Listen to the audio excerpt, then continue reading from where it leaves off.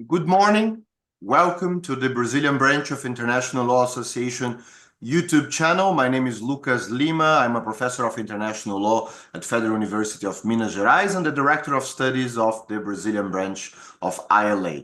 It is a great honor on behalf of Brazilian branch of ILA and the doctoral program of Minas Gerais to welcome to the ILA Brazil 2024 Masterclass and to start the international law activities at UFMG with this virtual presence of the Professor Laurence Boisson de Chazournes,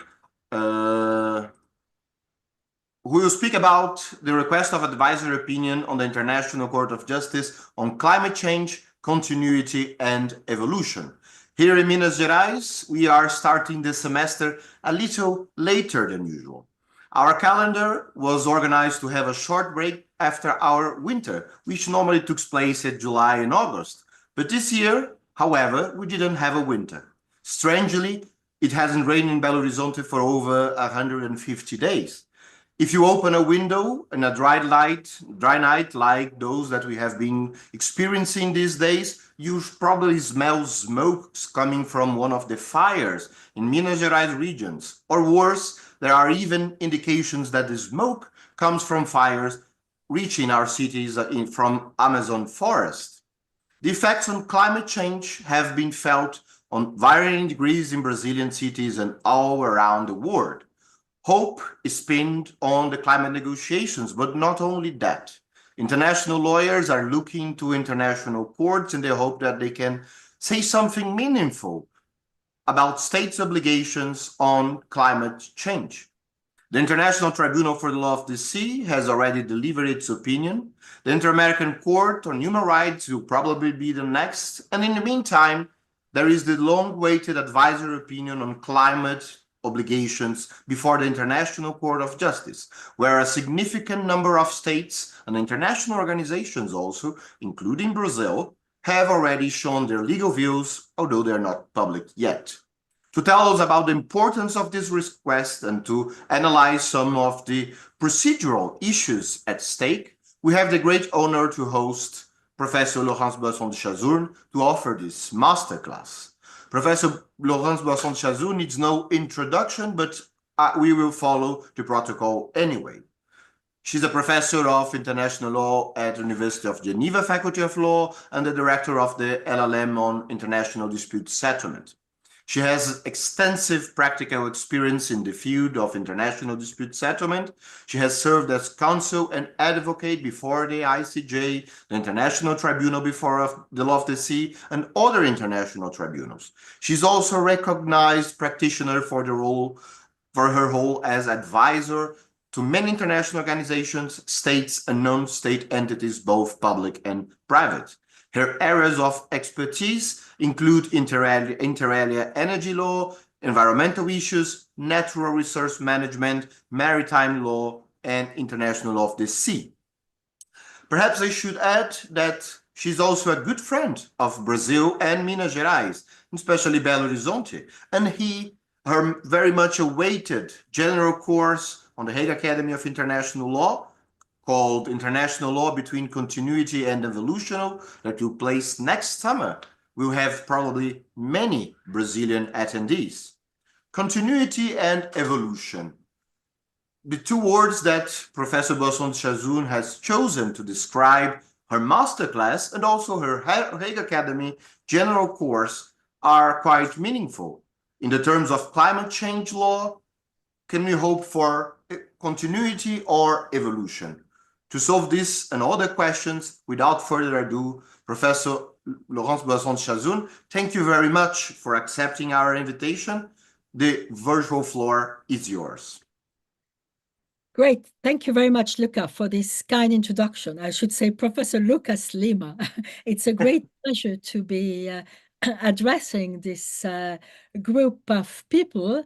And I know that there are other people in the world which also are sharing this session. And I'm very happy to be engaging in such a topic. So to present this to present my lecture, what I'm going to do, I'm going to be using a PowerPoint. So I'm going to share it with you. I need to partager. Yeah, great. So what we are going to be discussing, as Luca has said, is that we are going to be discussing about the current request for another opinion to the International Court of Justice on climate change. I'm going to say just a few words about the content. I'm more going to be dealing with the process as such and the procedure. So when we speak about this request, you all know that we have the question that was posed by the General Assembly to the International Court of Justice. And if I can say so, when you look at the question, and I will come back to it, but you see that, in fact, it's an issue dealing with issues of public interest, as I can qualify this, because it's of interest to all the segments of the international community. It's about climate change, the effects of climate change in terms of the law which finds applications and the consequences of not complying with the obligations arising from the regime on climate change. Now, as Luca has said, I'm going to be navigating between continuity and evolution. So the first question that I'd like to address is, are we dealing with a new type of question before the International Court of Justice? As I've said, it's a question which touches upon issues of public interest. Yes and no. One should say that most of the advisory opinions which have been asked to the court so far are of a constitutional nature. Okay? So it's an international organization or an organ of an international organization asking a question to the court about an issue, an internal question to the court, meaning allocation of responsibilities between two organs, the Security Council and the General Assembly, or a question dealing with the scope of privileges and immunities when it comes to an expert in the field, and so on. So far, we have had a lot of requests dealing with constitutional issues, and I must say that these opinions of the court have been very useful. But at the same time, we had a few requests dealing with public interest matters. And I remember dearly of the request made by the World Health Assembly and the United Nations General Assembly in 93 and 94. There were two requests on the legality of the resort or the threat of nuclear weapons. There, we were not speaking of a constitutional matter. We were already speaking of a public interest issue. What would be the consequences and what was the applicable law? But more than aside from this, the court has also dealt with, in its advisory opinions, with an important topic, which is self-determination. And we have a few advisory opinions which have dealt with the issue of self-determination, which is obviously a public interest issue. So I think of the 1971 advisory opinion about Southwest Africa, but I also think about the wall, the construction of the wall in the occupied territories, and I think about the two last advisory opinions of the court, the one dealing with the Chagos archipelago and the one dealing with the legal consequences arising from the policies and practices of Israel in the occupied Palestine territory. If you look carefully at these two last advisory opinions, you realize that there we're discussing issues of public interest, meaning of interest to all segments of the international community. So just a point about this is that, yes, it's sort of a new trend, but it's a new trend that had emerged already, okay, for the court to speak about public interest. Now, what is interesting with the request that has been brought by the General Assembly before the court is it is touching with an issue which deals with different branches of international law. It's not just the climate change regime per se, but it's also human rights, it's also the law of the sea, and it's also the principles of international law. So there I speak of the international community represented by the General Assembly, we are asking to the court to give an answer based on an integrated vision of international law. And this is a big challenge for the court. It is not new because already in its advisory opinion on the legality of nuclear weapons, the court had showed us that when we speak about nuclear weapons, we should take into account humanitarian law, the jus ad bellum, as well as human rights and environmental law. So this is a continuity, but there is some evolution. Now, what is also interesting, and this is something that was already in some requests to the court, is that we have a request for identifying the obligations of states, but we also have a request to identify the legal consequences in case of violations. So an issue of public interest, and I think what is also very important is that it's to wonder why, what can the court do with such a request, and what is the contribution of the court going to be? So for that, I think traditionally we can admit that the court will provide some legal clarification, and that is what is expected from the International Court of Justice, is to bring some legal clarification about the applicability, for example, of general principles of international law, due diligence, prevention, and so on. But it's also to give us an insight about how to combine the reading of, for example, the Paris Agreement and these principles of international environmental law.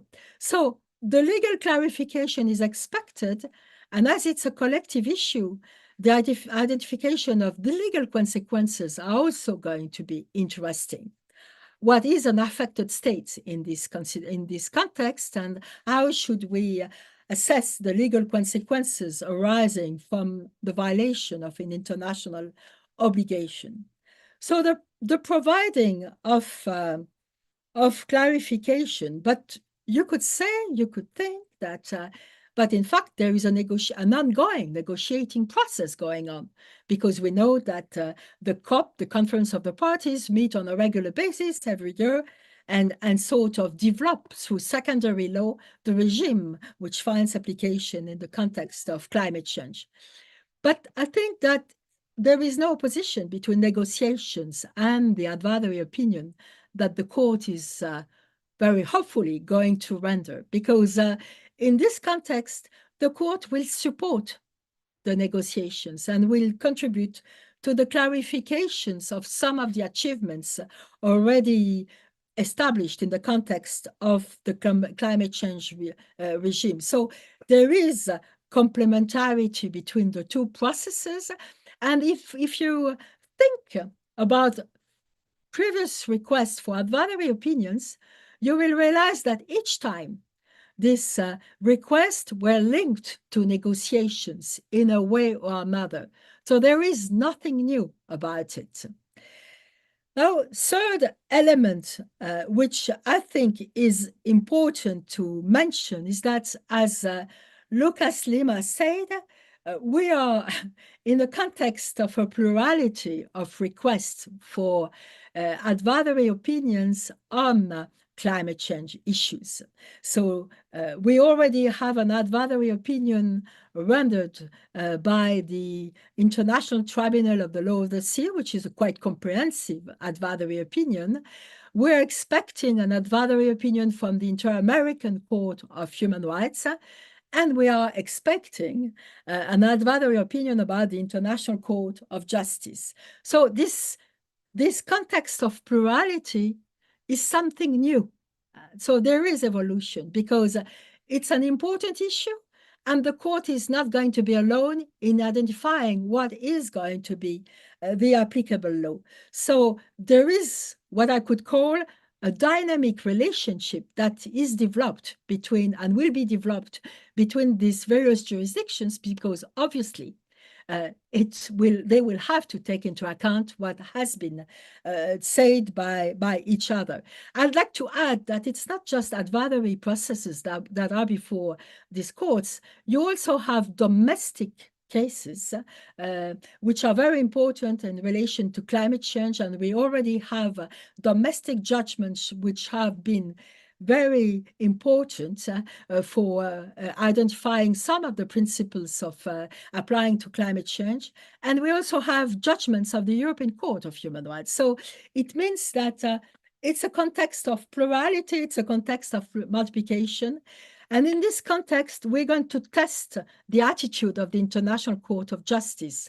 As we know, there is no hierarchy in our system, but it's obvious that the court has a special authority. The court has a special authority because the court is the principal organ of the United Nations. And what is very important, the court has general jurisdiction. It can deal with any matter of international law. So the voice of the court is going to be very important in this context of plurality. And it seems to me that we are at the beginning of a sort of dialogue between judges, not only international judges, but domestic, transnational, and international judges. And what the court is going to be saying will have gravitas, will have weight in this dialogue. So it's going to be an important test for us to see how courts and tribunals can exchange, speak about each other, and what is going to be the weight given to the adversary opinion of the International Court of Justice.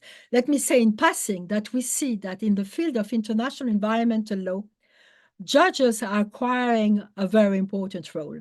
As you see at the domestic level, as you see at the transnational level, as you see at the international level, judges more and more are asked to clarify the law, to develop the contours of a certain norm. So it's not a legislative function per se, but it's an issue of clarification which is at stake.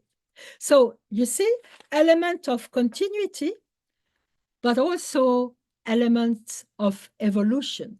And I think this element of plurality is an element of evolution. Now we come to the question of access to the court, access to the adversary procedure of the court.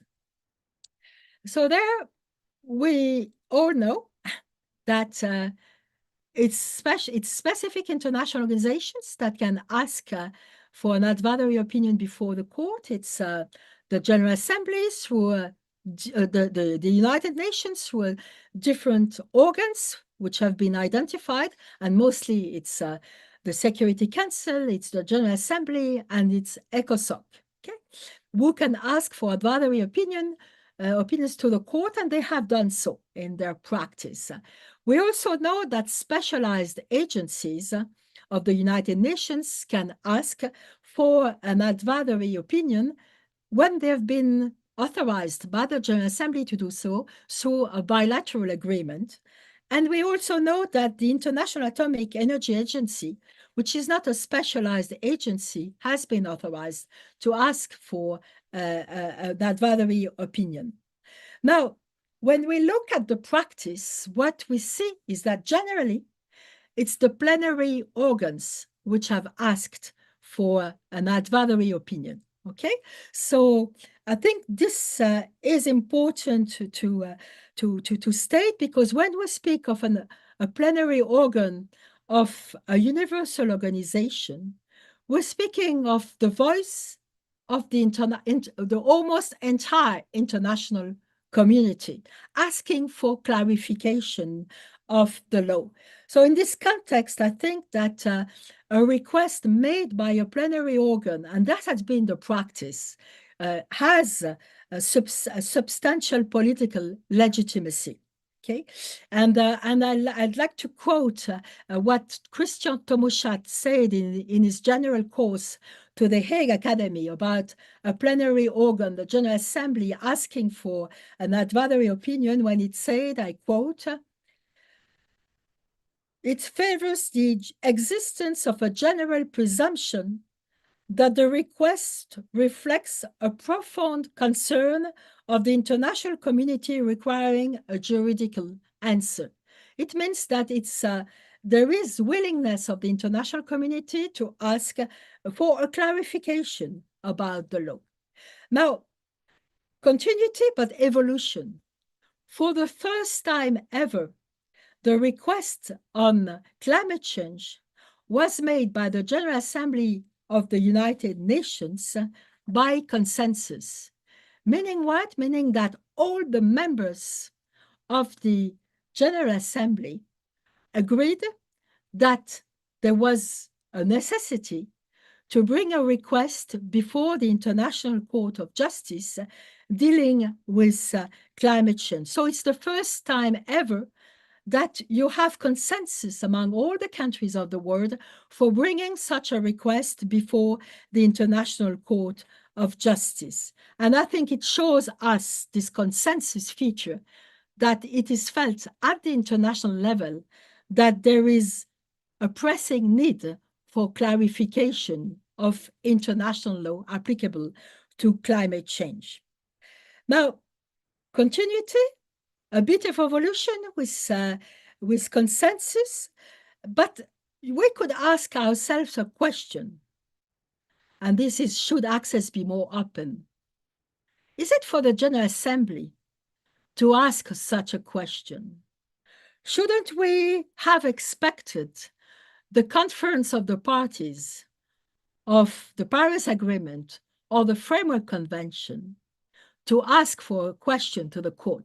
It is not yet authorized, but it could have the conference of the parties of one of these instruments could have asked to be authorized to ask for an advisory opinion by the General Assembly, and surely that the General Assembly would have given its authorization.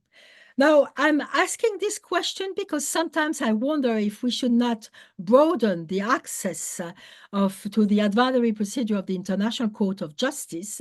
And one example, I think, is the case of conferences of the parties of environmental agreements, and in our case, the ones dealing with climate change. And I'd like to mention that doing some research about the drafting of the Framework Convention on Climate Change in 91-92, I found a proposal where states had proposed that the conference of the parties would be able to ask for an advisory opinion to the court, but this option was not retained.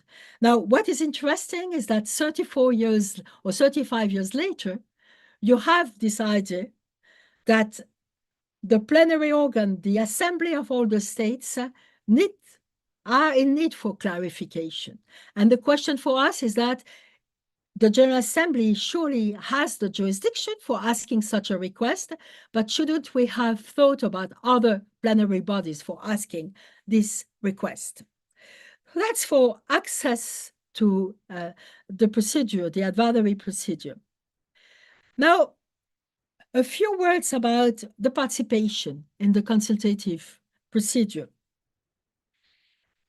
There, I think the process as such is very interesting. And this is why I think it's so valued these days. I've mentioned the Chagos case, I've mentioned the Palestinian case, now you have also in mind the International Labour Organization request. We see that we have different components of the international community would like to have a better sense of what is the rule of law in a certain sector of international law. So that means that participation is of importance to all these segments. But the question for us is who can participate to the consultative procedure? So continuity, as we know, the member states of the organization which is asking for a request can participate. And in that case, they can produce written statements. And if there are oral hearings, they can participate to the oral hearings.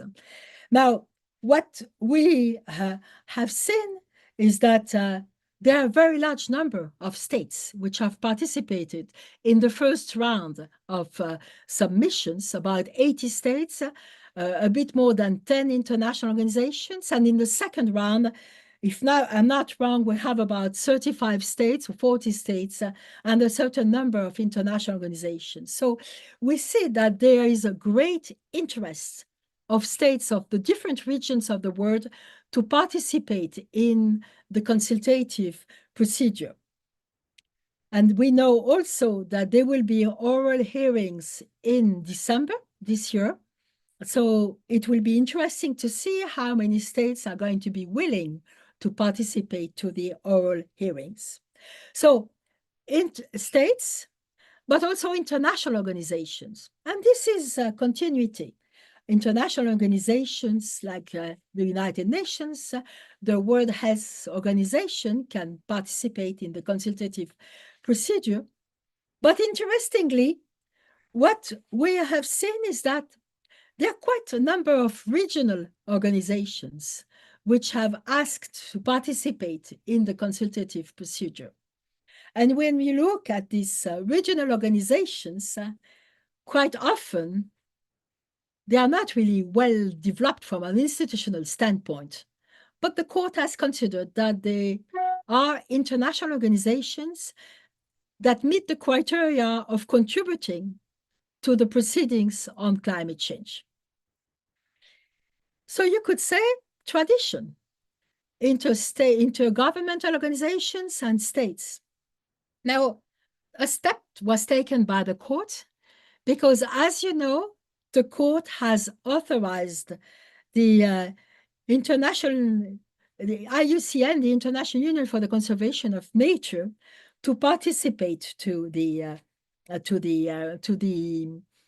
procedure. That means that there we have an organization which is an important organization which can bring its contribution, but formally it's not as an interstate organization because it's composed of individual non-state actors as well as public entities. Nonetheless, the court considered that it had the possibility to authorize the IUCN to participate to the proceedings. So with that, I think what is interesting is that we see some openness. Now, the question for us, and maybe we can come back to the discussion, is that are there not other institutions which should also participate to this consultative procedure? And there, I'm thinking of the organs of the climate change regime. The conference of the parties has not asked for the advisory opinion, but shouldn't the regime as such, maybe through the Secretariat, be able to contribute, to bring its perspective about what are the commitments? And then it's a question for us, but shouldn't the IPCC be part of this process? The International Panel on Climate Change. It's the voice, the scientific voice. And remember that it's not just physicists and biologists, but it's also human sciences, social sciences specialists who are part of the IPCC. And don't you think that this organ could have some value in participating in this process? I'm saying so, although the Secretariat of the Paris Agreement or the IPCC have not participated in the written phase, but not having them, why not having them at the oral phase? And this could be possible if they were authorized by the International Court of Justice. So the need for evolution And for me, the IPCC is an important actor which should have a voice in the context of this procedure. Now, a few words about the international civil community, NGOs. So as we know, in the field of environmental governance, states have a role to play, a fundamental role to play. Intergovernmental organizations and other institutions have a fundamental role to play. But we all know that we need a multi-level perspective in which we're going to include representative of the private sector as well as representative of the civil society. And if you look at the preamble of the Rio Declaration, you will see that in the preamble, the states agreed upon or said that there was a necessity to have a multi-level perspective when you speak about in terms of intergovernmental governance, environmental governance. So in this context, the case is, what about the NGOs? Are they somewhere in this process? So a few words about it, and then we can discuss. Now, if you look at the history of the practice of the court in the context of its advisory procedure, you will see that in 1950, in the Southwest Africa advisory opinion, there was an NGO that was authorized to submit a written statement. It's the International League for Human Rights. It was invited to make a written statement limited to legal questions, but it didn't provide this written statement. Since then, when we had requests for advisory opinions, there were requests made by NGOs to contribute, to participate in the consultative procedure, but the court refused to have them on board. So we could say, is tradition going to remain as it was, continuity, with respect to NGOs? Now, what we know is that at the time of the request for an advisory opinion on the legality of nuclear weapons, there were a lot of NGOs which were pushing for being heard. And there the court said, no possibility. The only way is that states can refer to these documents as documents in the public domain, or the statements of the NGOs can be attached to a state's statement. And the court said the same for a very specific institution, which is the International Committee of the International Red Cross Committee, the ICRC. So this was the status. Then in 2004, the court issued a practice direction 12, which says that NGO statements are not forming part of the case file, okay? They should be treated as readily available publications being part of the public domain. So for an NGO, it's important to put it on a website. It becomes a public domain issue, and it can be referred to. And then the court added in its practice direction 12 that these statements, which are not part of the case file, will be placed in a room of the Peace Palace. Okay, we were at a time in 2004 where we didn't yet think about platform. Okay, it was still printed documents that should be put in a box in a special place of the Peace Palace, and so on. And so states and intergovernmental organizations would be informed of this specific place, and they could consult them. Now, interestingly, the court has issued very recently a letter to the states participating to the advisory procedure, as well as to the international organizations which are participating to the advisory procedure. And the court has, in this letter, very interestingly, the court is listing all the organizations, the non-governmental organizations, which have submitted a written statement in the advisory case on climate change, and the court says they have submitted these statements on their own initiative. Yeah, of course. It's on their own initiative that they do so. And among all these NGOs, you have the very important NGOs dealing with climate change, okay?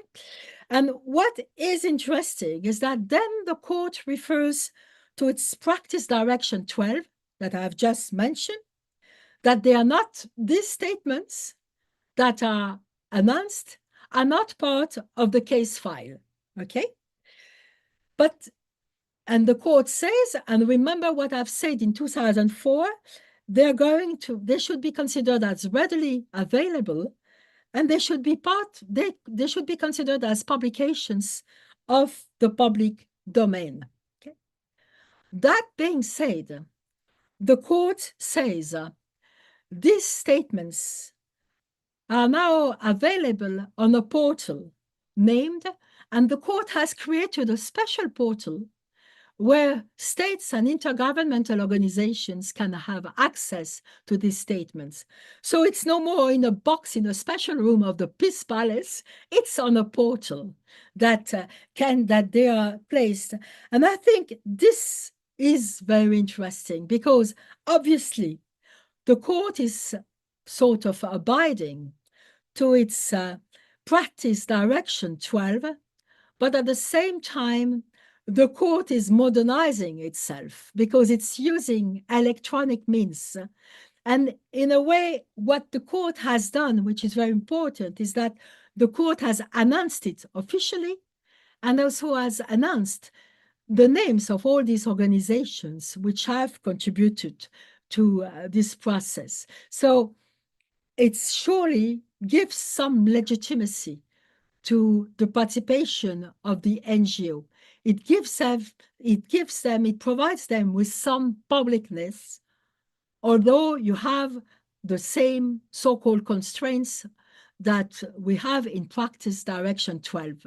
But remember that we now have a special electronic portal that is accessible to all those participating in the process. So with that, you see that, and I think it's very important, is that technology is a factor of evolution. Technology is a factor of evolution because the court had to realize that the means of communications has changed. They have changed. And in a way, in adjusting itself in this new world, it has sort of adjusted its practice with respect to NGOs. So they are not submitting written statements in the context of the case per se, but they are identified as contributing to the debate because their contributions are part of the public domain. But at the same time, the court acknowledged that all these statements are placed in a special place that is accessible to everybody in the world. People don't have to travel to The Hague to read these statements. They can see them from their desk. And this is, I think, a big change. So there is, I think, more openness for having other institutions of the world which are key actors in environmental governance to participate, to contribute to the consultative process. Remember the IUCN, and now these new features in terms of publicness of the contribution of non-governmental organizations. Now, let me conclude with something, and it's a suggestion, is that, so we have this. We're going to have the public hearings in December.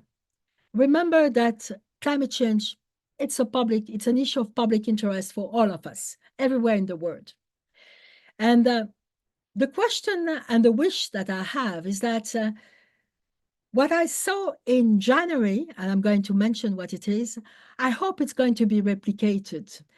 When I was in January in The Hague for doing research, at the same time, we had the proceedings before the International Court of Justice brought by South Africa against Israel on the issue of Gaza. And it was a request for provisional measures. what was interesting is that I think it's Palestine, but you have to check, had established a big screen on one of the squares of The Hague, close to the Peace Palace, where people who were not able to enter into the premises of the International Court of Justice were able to be there, to stand there, and to watch the pleadings of the states, because it was two states in the context of a special contentious case. Now, my wish is that this is replicated for the procedure on climate change. Why do I say so? Because I think that it's of interest to everybody. So why not having a big screen in Belo Horizonte, in Rio, in Paris, in Delhi, in Beijing, where people could be there and watch what is going to be pleaded by their states and by other states and by components of the international community. And remember that there are two official languages of the court, English and French, but it's not impossible that you pay for the services of translators or interpreters so that people can understand it in other languages. As you know, Google Translate and other devices help us now very much for translation. So why not having these proceedings as part of the daily life of the people while the states will be in The Hague pleading before the International Court of Justice? I think it would create accountability of all those who are going to plead, but also accountability of the court towards the other components of the international community. Maybe it's a dream, but I think it's a nice dream. I thank you for your attention. Thank you very much, Professor Boisson de Chazournes. This was an incredible lecture, and I think that we couldn't have started our semester in a better way with more provocative thoughts. People that are watching on the YouTube can ask questions. We have a round of applause here from people on the Zoom session, the students at UFMG here at the Zoom sessions.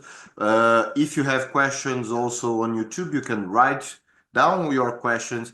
But I would like to start also with a provocation, because I agree with you that this notion of consensus, this notion of public interest that is growing and growing in the case law of the ICJ is quite clear these days. But at the same time, on this topic, we have a very divisive position among states. And this was one of the reasons why climate change negotiations are not advancing as much as we would like to. So in the other advisory opinions, we could see that there was a division between developed and developing states, and some states, some important states on this issue, like China, Brazil, or even states from the global south, they insist upon preserving the so-called common but differentiated obligations.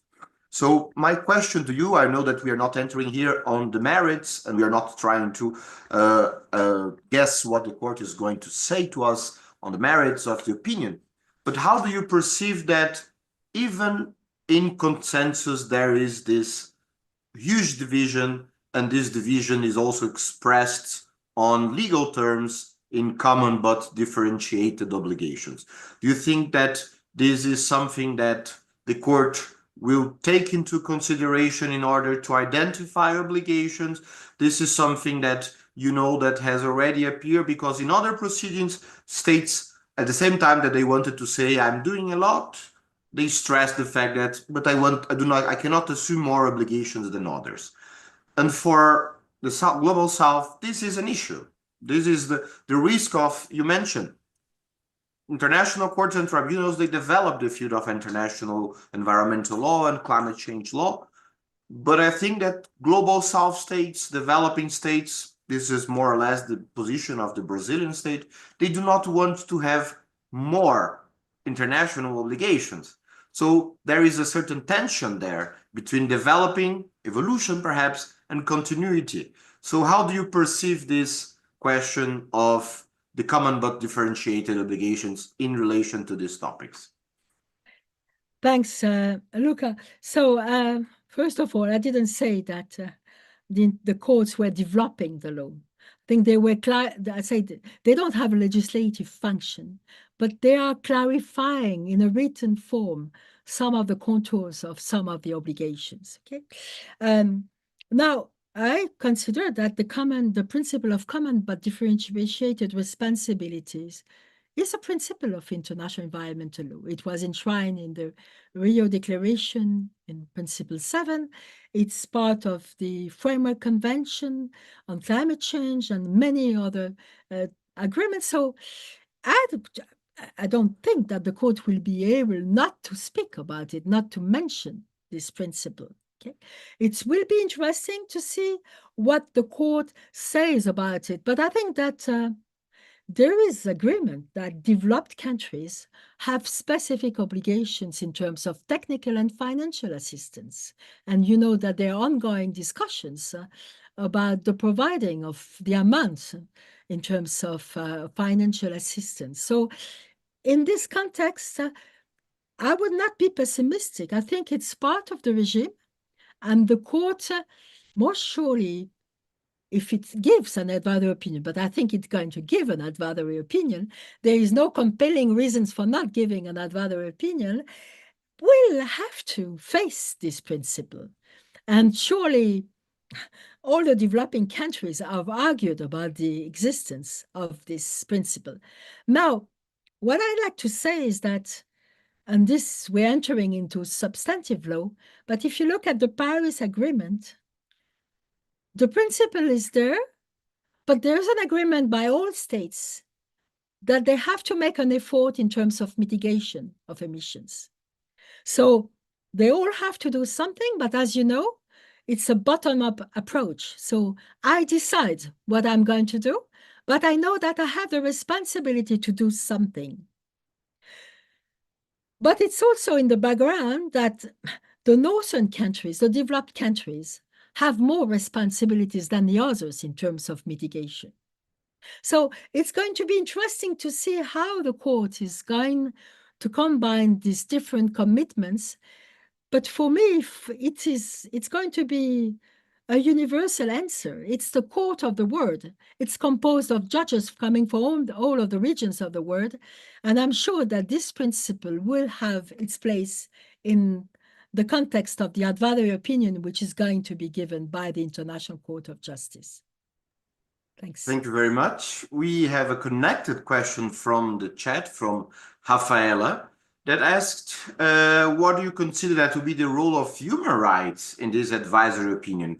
In the former opinions, the court mentioned various human rights treaties, even if they weren't central part of the opinion. What would be your view on that? Great, thank you. So I think what is going to be interesting in this process is that, as you've seen, the court, the General Assembly has asked a question where it said it's not just the instruments dealing with climate change that should be taken into account. We should also take into account other corpus or corpuses of international law. And among these other corpuses, you have the human rights instruments and principles. So surely human rights are part of the discussion, and you know also that in the preamble of the Paris Agreement, you have a special paragraph on human rights, the human rights aspects of climate change.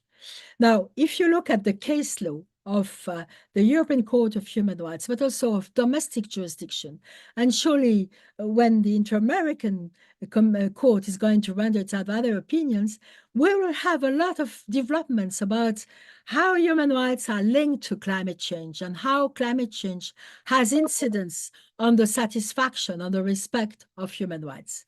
So for me, it's a wish, but it's obvious that the court should be explaining a bit more how human rights are linked to this question and how they find application. That being said, there will surely be a discussion among states, and you will have to listen to that, because some states might say, look, the question which is asked to you is to sort of interpret, clarify the regime as such. So the Framework Convention and the Paris Agreement. But we're not asking you to look at other bodies of law. Other states are saying, no, you can't. If you speak about climate change, you have to link them to the law of the sea, to human rights, and so on. So I think it's an important question, and I'm sure that for me, my perspective is that I'm sure that the court will have to say something. And remember that there is a mention of human rights concerns in the preamble of the Paris Agreement. So it is part of the preoccupations as identified in the Paris Agreement. And there is no self-contained application of lex specialis excuse that can be invoked. It's an integrated perspective that we are expecting from the International Court of Justice. Thank you very much. We have a question here from the room. Lucas Mendes would like to ask you directly. Okay, can you hear me? You have to speak a bit closer to your microphone. Okay, yeah. All right. Thank you so much, Professor, to give us this lecture here at UFMG with the assistance of the internet. I was thinking about other future impacts on procedure from the advisory requests that regard public interest, especially on the cases that you mentioned on advisory requests to the ICJ that touch upon common interests. The issue of judicial propriety was raised by many states. And I was considering legitimacy issues aside, of course, of the request coming from the United Nations General Assembly, whether you would think that the public interest element of an advisory request should have some impact on the possibility of an international court, not only the ICJ, of exercising its judicial discretion in advisory procedures. Thank you. I hope you heard well. So I hope I well understood you. What you're saying is that the request is brought before the International Court of Justice, okay? The court most surely is going to give an advisory opinion. So what you're saying is that in the context of plurality of requests, would it be conceivable that other jurisdictions decide that they should not render an advisory opinion because the court is going to give one? Is it the question that you have in mind? No, if the International Court of Justice or any other international court should refrain from issuing an advisory opinion or not, especially due to the fact of it touching on matters of public interest, because it is raised by some states. As you mentioned, there are procedures on domestic courts, there are procedures on other international organs, right? And sometimes we know that the ICJ has never exerted its right of judicial discretion, but this has been raised in other cases, and this is brought by states still on how it can affect the negotiations in a bad way.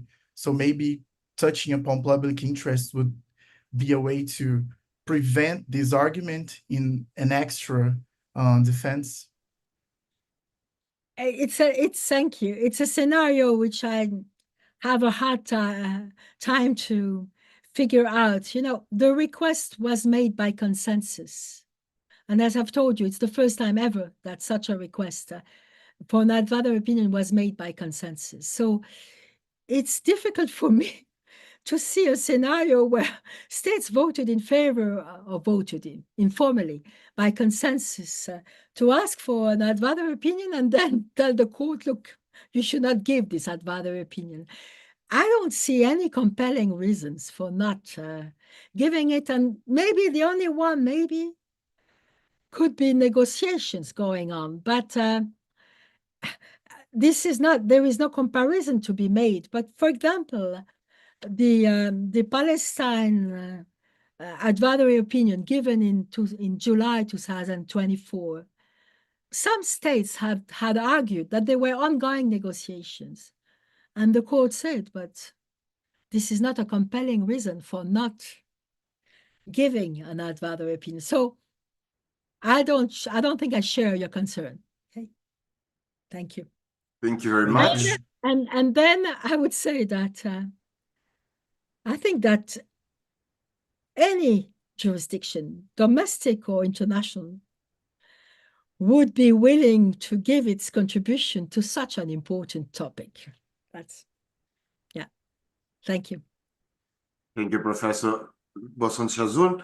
Romy Klink asks you if you expect the courts to refer to matters of climate finance. And connected to your last answer, I wonder, from a procedural point of view, the fact that the General Assembly asked the question by consensus, this diminishes the power of the courts to remodel the question or to select the topics and perhaps avoid climate financiation? I don't know. You can merge the answer. Yeah, it's a fair question. I personally don't think that it limits the powers to reformulate the question. Okay? But I was referring to the recent advisory opinion. In fact, to the two recent ones, Chagos and Palestine, the court didn't reframe the questions. So maybe there will be continuity in this context. Thanks. Maria would like to ask a question. Hi, Professor. First, thank you. You have to speak closer to your microphone. Yeah. Sorry? Yeah.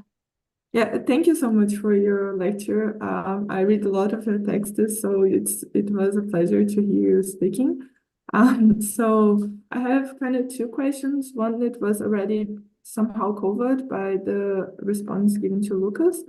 But I would like to ask if, do you believe that the court will give a more detailed opinion, or that it will remain on some important questions, as it did in the advisory opinion on the Israeli practice on the occupied Palestine, because the court did not seem to go beyond the fact that it had already acknowledged in the advisory opinion regarding the Cisjordanian wall construction, because it did not mention whether Palestine was I mean, I guess it didn't. The court didn't want to go in the fact of legitimate self-defense, or whether Palestine was a territory or so.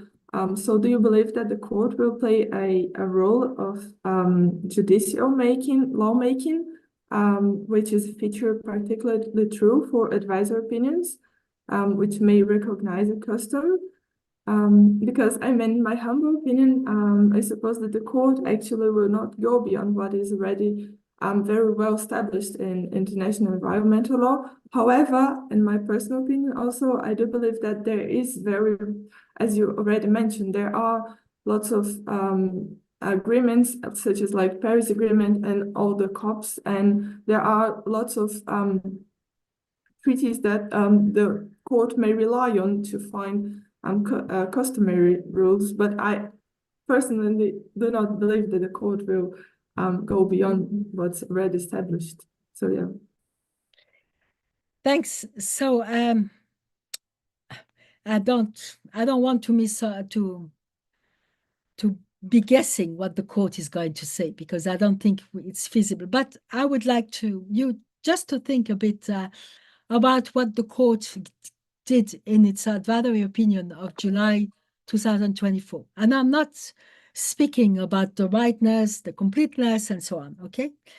But if you look at the part on the protection of environment in times of armed conflict and the exercise of the sovereignty of our natural resources in times of conflict, I think that the court has explained us quite well what is the legal regime these days about sovereignty over natural resources in times of conflict. So I don't think that the court created the law. No, the court just explained us in a systemic manner what is the law applicable. And this has a lot of consequences in the region. And we will see how it's going to be argued in the negotiations and so on. So the court, I think, in telling you that, what I want to say is that the court has a role to play in a didactic manner to explain to states what already has been done, what has been achieved, what is already built there, and how everything should be read one with each other. So I think there is room for the court to bring a very important contribution. And it would be very welcome because, as you've said, it's a regime which is rather complex. And we tend to be lost a bit, and especially because if you take into account the content of the Paris Agreement, you realize that it's a very specific legal regime. It's a very specific legal regime with new types of obligations. So I expect that the court is going to put this evolution into context and to tell us that this should be looked in a certain perspective in terms of what are the commitments of states. And for example, one possible contribution of the court is going to link the Paris Agreement with the due diligence obligation. Because nowadays, when we speak about environmental law, we speak in terms of due diligence. Hard time to define what it is. But I think that reading the due diligence in light of the Paris Agreement is going to be very fruitful. And I hope that the court will have, I was going to say the courage, but the court is very courageous, but will be able to explain these relationships which are sought, that can be sought. The remedies that can be sought, because you look at the articles of the ILC, and you see that, in fact, what can be asked, it's mostly a cessation of illegal activities. Reparation through compensation is, I think, for the time being, not yet part of the practice. So all that is to say that I think, and I will conclude with these words, I think that an advisory procedure has a lot of virtues because it's inclusive. And I've tried to show you that there is inclusiveness and there is a possibility for the different segments of the international community to contribute, to participate to the procedure. But that being said, I think it would also be possible for a state to bring a case against another state in the field of climate change. That being said, you would have to identify the obligations which have been breached. And for the time being, I think this is where we need clarity. Thank you very much. Thank you very, very much, Professor Boisson de Chazournes, for your time, for this beautiful masterclass, and also the answering to the questions that were put to you. I would, of course, have a question in relation to the technical expertise in relation to this proceeding, but perhaps we can leave this debate for a later phase of the proceedings after the oral hearings and see what the court is going to say in what's going to court to do in this regard. For now, I'm going to thank you very much for all the advices. I think that you showed us a lot of continuity, some places to look at evolution, and in the name of the ILA, in the name of the UFMG and all the students that and all the colleagues that are watching on YouTube, I thank you very much. It was a great pleasure to have you this afternoon. Thank you very much. Thank you very much. Bye-bye. Bye-bye.